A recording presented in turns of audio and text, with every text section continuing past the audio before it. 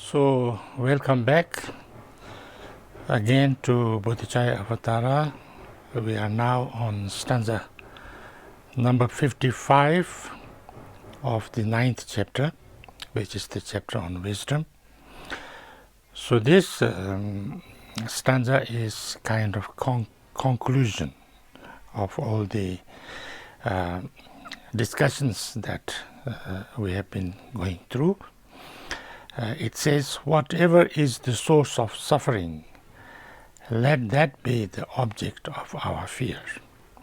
But voidness will allay our every grief.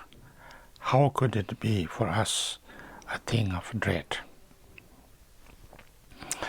You know, if they say that when we talk about emptiness and say that everything is emptiness in nature, I'm also empty and everything is emptiness in nature and there is nothing existing on its own. That's a very frightening kind of experience, because that would then what is there? And it kind of takes away the ground on which I stand, because I lose kind of my identity. So that gives me lots of fear. So therefore it is very difficult for me to actually meditate on emptiness and to kind of really understand it. If you say that, then this is the answer. Whatever is the source of suffering, if anything that becomes the cause or source of our suffering and pain and problems, yes, it is natural and it is right to be afraid of that, to fear that is natural. But understanding of emptiness or the voidness is not causing suffering actually. It causes, it is the solution to the suffering. It actually is something, if you really understand it, it will get rid of all the sufferings. Because all the sufferings come because we are afraid of something that will be, that will be harmed, that will be, destroyed, that will be, that will not get it, and we have lots of fear of that. But if we understand the emptiness nature very clearly, which is actually the true nature of everything, then we will clearly see that there's nothing, nobody can take away, or nothing can destroy anything, because everything's nature is already, right from the beginning, naturally emptiness, so there is nothing that can be destroyed. And so therefore there's nothing to fear. And when we deeply understand it, then we completely understand that there is absolutely nothing to fear of anything, because there is nothing as me, in me, which can be totally destroyed, because there is nothing which truly exists on its own. And at the same, therefore, there is nothing that can take away from me, because I don't need to attach to anything. I don't need to get attached to anything, because whatever is there is also, in emptiness. Nature is emptiness, and there's nothing that I can hold on to, or there's nothing that can be,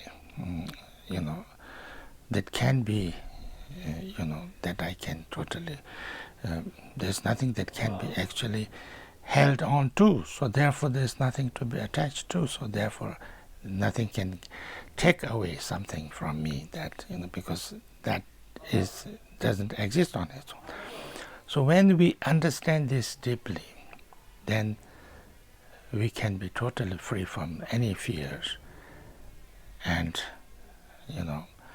any worries, and, and totally happiness, peace, joy, actually equanimity also. But not the equanimity that is, like ignorant kind of equanimity. It is clearly understanding equanimity. So therefore, how can we be afraid of that? It is the most important solution. So instead of getting afraid of it, we should totally try to understand it and try to meditate on it. So this is the Tibetan version of it. Actually, there are some, there are different translations, so a little bit here and there. Nuku dungal seje patela topa sejana, tonyo dungal seje patela jepa chetrese. That's clear. Now we come to the actual understanding of what is emptiness, what is the nature of emptiness. And there, we already discussed a little bit, true selflessness. Selflessness of the self and selflessness of the phenomena. Phenomena means everything, all the entities, everything. Self means I, what I call me, what I call I. How does it exist, So now first that selfless of the self. Then first I will read the Tibetan. Kalte donga yunan junyu ronglan jinjana donyu ngayon yume pin jipanjawa shishins. So that the English translation is, if such a thing as I exists indeed, then terrors granted will torment it. But since no self or I exists at all, what is there left for fears to terrify? All my fears and worries and anxieties come from, even my loneliness and all these kind of things, even anger and all these things come from that I will be harmed. Something bad will happen to me, or something happen to me that I would not like, or I would not, want, or I would have difficult or fear or pain or, aversion to. Or something will not happen that I will like, and something will not happen that I want. And so therefore that creates all these problems in my mind, all these agitations and fears and, worries and anxieties and all kind of things is because of that. But then if you look deeply, into what is I, what is it that I call me or myself, that depends on, and that is not just me alone, but everybody. If you look at yourself, if you look at yourself and say, where is and what is I? Where is I? Then if you really genuinely and truly examine and investigate,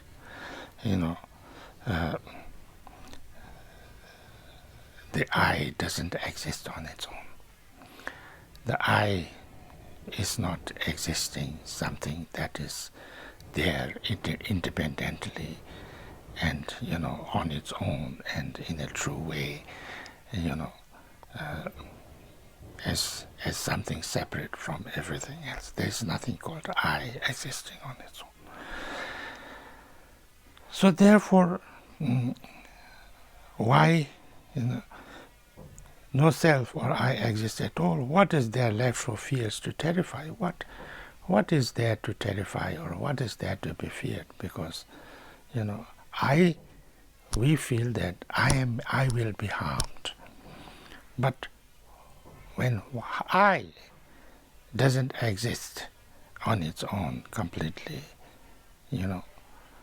then why I say I will be harmed? There's no I to be harmed.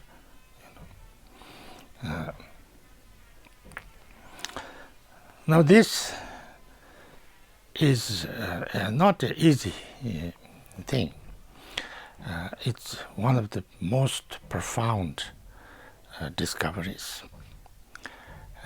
and most important discovery, because if you really want to, eliminate all the sufferings and all the fears and completely, uproot all our, pain and problem and anxiety and, fear and all these things, then this understanding has to be there. And this not only understanding intellectually, but,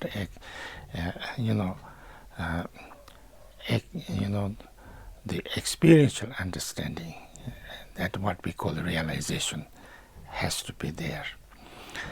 Unless that is there, we can never get rid of all the sufferings and pain and problems. So therefore, it is, and most, all of us, all the samsaric beings have so much attachment, so much, grasping on our I, identity, you can call it if you like, me.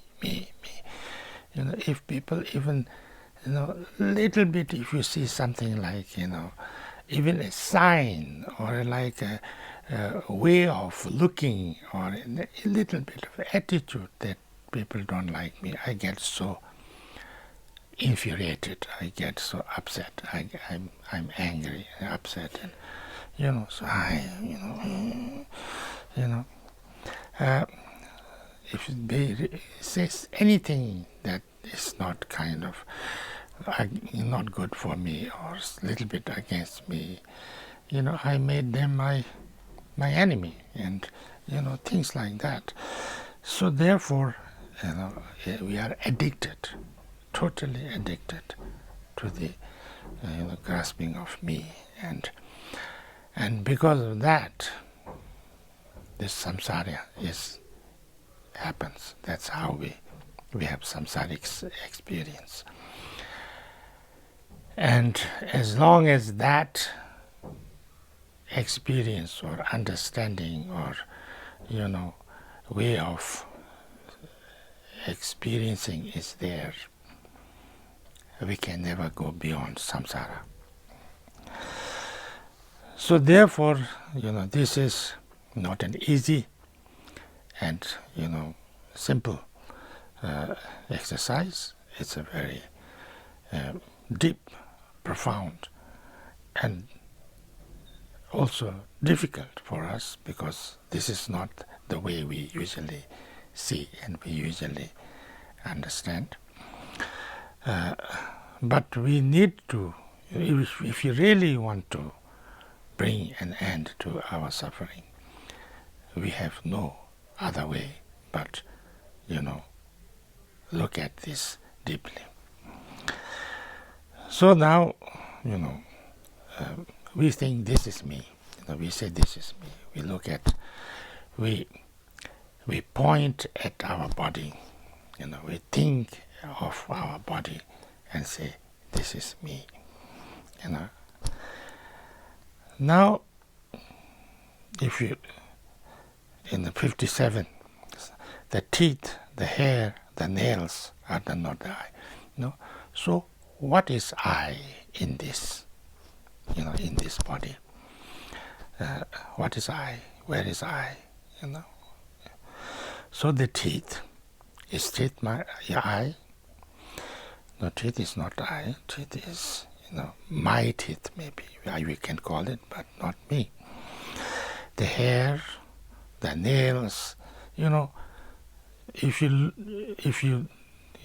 kind of genuinely look and examine and investigate, ask questions to yourself, the teeth, the hair, the nails are not the I, and I is not the bones and blood. The mucus from the nose and phlegm are not the I. The body is made of, phlegms and limbs and pus, and I is not the body's grease or sweat. The lungs and liver likewise do not constitute it. Neither are the inner organs. All the inner organs, other intestines and spleen and heart and all kind of is not that. We don't call it me. We call it sometimes my. Of course, we say my heart, my blood, my gallbladder. My gallbladder is removed. It's not there anymore, but I is still there, So if my gallbladder was I would not be anymore there. Yet the body's excrement and waste, most of the things in the body is excrement and waste. The flesh and skin not the I, and neither are the body's warmth and breath. The cavities within the frames are not the I, and I is not accounted for in sixfold consciousness. This is 59. So now I will read the Tibetan.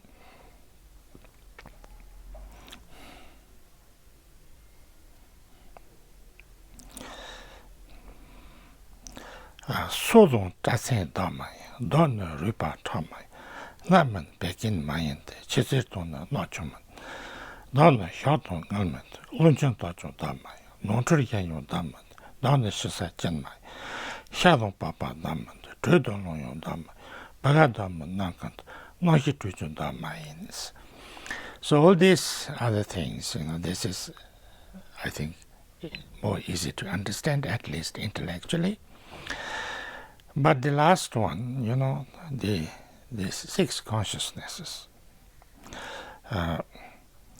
these are also not me. Six consciousness is, as I said, I is not I, ear is not me, nose is not me, tongue is not me, and then all kind of body is not me, Then we say it must be the consciousness, my consciousness is me, my mind is me. But if you look at the mind in a clear way, is mind one thing? Mind is consciousness, basically. And consciousness is seeing consciousness, seeing, hearing consciousness, seeing, hearing, smelling, tasting, touching, all this, and then knowing. So this six consciousness, and six consciousness is also not me, because I say I see, we say I see, So I am there to see. So, it's not, we don't, even generally or usually or in a kind of more worldly, in a simple kind of layman's way of expression also, seeing is not me. I am seeing. So seeing is something that I do, but it's not me. Same is the, hearing, and same is the, touching and tasting and, feeling and all kind of things. So, so therefore they are not me. So then what is me, Now, these consciousnesses, this I think we need to discuss a little bit, because there can be, it's quite important and quite deep, although I think more will come later on about this. But seeing is an interdependent entity. You have to have I. You have to have a functional I. That's body. Functional I. But then there has to be something to see, an object, the object of the eye, something to see. If there's nothing to see, you cannot see it. So therefore, there can't be a seeing consciousness. And so when there is I and all the interdependent elements that comes together of a valid I, and functioning I, and then there's something that that can be seen. There is light, there is all kind of elements, and then there is I consciousness arises. So I consciousness is something which is made of so many causes and conditions. It's not just I, There's I, therefore I'm seeing. It's not like that, Same is the case with all other awarenesses, all our six senses. So therefore, just because there is six senses, or there's one sense, that's why I is there, is not valid. Sometimes people say that I know, therefore I am, or that's not valid. So I think I'll stop here. This is 59, and see you soon. Thank you very much. All the best. Thank you.